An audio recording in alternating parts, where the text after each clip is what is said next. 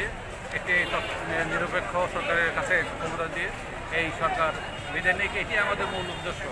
আমরা শান্তি এবং শৃঙ্খলার সাথে আমরা এই কাজটা করতেছি, আমরা জনগণকে উদ্বুদ্ধ করতেছি, আমরা জনগণের কাজটা বুঝতে পারতেছি। এই জনগণ এই সরকারকে আর ক্ষমতা দিতে চায় না।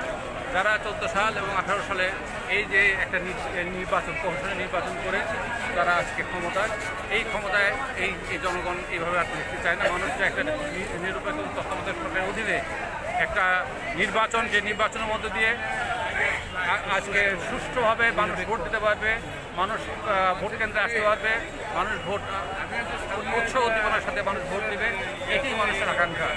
তত্ত্বাবধায়ক সরকারের মাধ্যমে মানুষ ভোট দিতে পারবে, মানুষ ভোট কেন্দ্রে গিয়ে যাকে ইচ্ছা তাকে ভোট দিবে এবং সেই ভোটের মধ্য দিয়ে আমার বিশ্বাস আগামী দিনে বাংলাদেশ জাতীয়তাবাদী দলের নিরঙ্কুশ বিজয় হবে, যার মাধ্যমে খালেদা জিয়া নেতৃত্বে সরকার গঠিত হবে, যার মাধ্যমে আজকে বিদেশে আমাদের দেশ নেতা তারেক রহমান বাংলাদেশে আসবেন, বীরের বেশে আসবেন এবং তার নেতৃত্বে এই দল পরিচালিত হবে। এই দল জনগণের আকাঙ্ক্ষার প্রতীক, এই বাংলাদেশ জাতীয় দল শহীদ জিয়ার আদর্শের প্রতীক এই জাতীয় দল।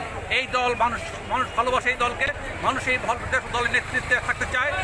এই দলের নেতৃত্বে যতবার সরকারের কাছে মানুষ ততবার মানুষ তারা এই দেশে ভালো থেকেছে, তারা মানুষ সুখে শান্তি থেকেছে, নিরাপত্তা থেকেছে।